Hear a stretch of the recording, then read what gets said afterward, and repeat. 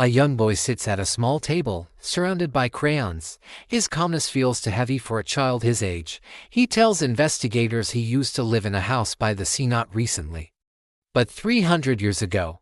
There's no hesitation in his voice, no confusion, just certainty. He sketches the shoreline of a village that doesn't exist on any modern map. He draws the curve of the bay, the footpaths, the marketplace. These are details no one taught him.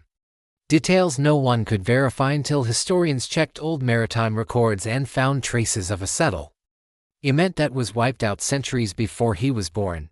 Then he starts listing names: a mother who sold woven cloth, a brother who fished in deep water, a neighbor with a crooked wooden gate.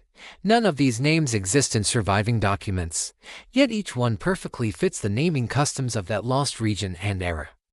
Investigators ask how he remembers all of this. For the first time, he pauses.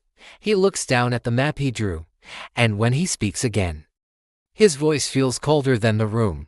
"I remember the fire," he says. "The one that took all of us." He doesn't explain further. He doesn't need to. The way he grips the crayon, the distant focus in his eyes, those tell the rest of the story. A modern child describing a tragedy from the distant past as if he lived it. And the question becomes impossible to ignore: how do you explain a memory that shouldn't exist? The signs began quietly. His parents first heard him humming songs they'd never taught him, melodies that sounded ancient, almost ceremonial. When they asked where he learned them, he just shrugged and said he always knew them. Then his speech began to change. Phrases slipped out in a dialect no one in the family recognized. Linguists later confirmed it was an archaic coastal variant that had died out generations ago. During playtime, he would arrange sticks and stones into strange patterns. He told his parents they were tools, fishing markers, trade symbols, burial tokens from the place before. He described fabrics people wore, the herbs they used to cook fish, and the rituals performed when a child was born. These weren't guesses or imagination. They were statements. One afternoon, he corrected an adult telling a history story, calmly explaining the dates were wrong, and the ships of that era didn't use a type of wood. The room went silent, and every night, he woke the same way, jolting upright, trembling, his eyes filled with smoke and shouts only he could hear. A burning shoreline he claimed he'd seen before.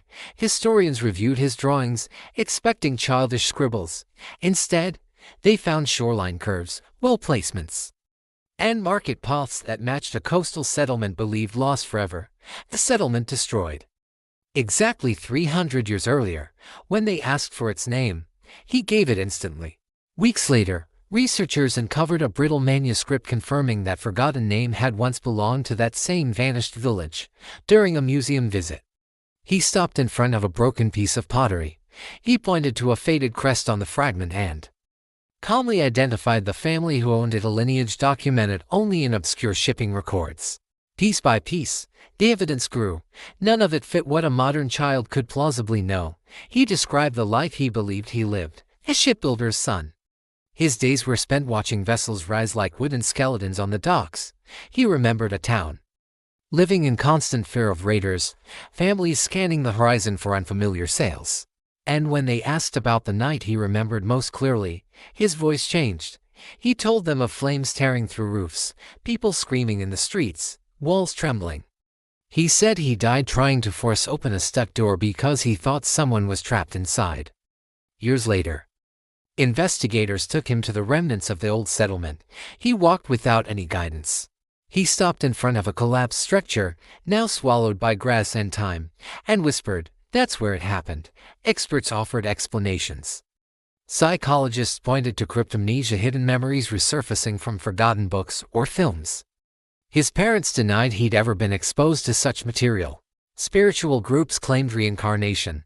Others argued it was genetic memory experiences passed down through bloodlines. Some suggested it was trauma echoing across generations. Skeptics, of course, dismissed everything as pure coincidence. But as the investigation continued, the child's knowledge only became more detailed: names, symbols, and daily routines of people whose records vanished centuries ago. No single theory could fully explain how he knew any of it. As he grew older, The memories flickered, sometimes sharp, sometimes fragile, on good days. He spoke softly about the people he once knew. On bad nights, he refused to sleep, terrified the same fire that ended his previous life would find him again. Doctors couldn't explain his accuracy. Researchers couldn't explain why the memories faded and returned. His parents couldn't explain the fear he carried for something that happened long before he was born. And now, with everything he's revealed, the child has begun asking a question of his own. A question that silences experts, skeptics, and believers alike. If I lived before, why do I remember dying? What do you think is happening here? Drop your thought in the comments. And don't forget to like and subscribe to our channel. Thanks for watching. See you in the next video.